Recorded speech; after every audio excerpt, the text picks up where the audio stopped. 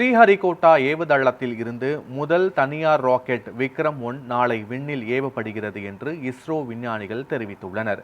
தெலுங்கானா மாநிலம் ஹைதராபாத்தை சேர்ந்த ஸ்கைரூட் ஏரோஸ்பேஸ் நிறுவனம் விக்ரம்-1 என்ற ராக்கெட்டை தயாரித்துள்ளது. இந்த ராக்கெட் ஆந்திர மாநிலம் ஸ்ரீஹரிகோட்டாவில் உள்ள சதீஷ் தவான் விண்வெளி மையத்தில் உள்ள முதலாவது ஏவுதளத்தில் இருந்து விண்ணில் ஏவப்படுகிறது.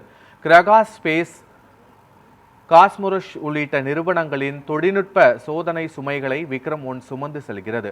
சுமார் 350 கிலோ எடையுள்ள சிறிய செயற்கைக்கோள்களை குறைந்த புவி சுற்றுப்பாதையில் நிலைநிறுத்தும் வகையில் விக்ரம்-1 வடிவமைக்கப்பட்டுள்ளது. முழுவதுமாக கார்பன் கலவை பொருட்களால் உருவாக்கப்பட்டுள்ள இந்த ராக்கெட்டில் 3D அச்சிடப்பட்ட என்ஜின்கள் பயன்படுத்தப்பட இருப்பதாக இஸ்ரோ விஞ்ஞானிகள் தெரிவித்துள்ளனர்.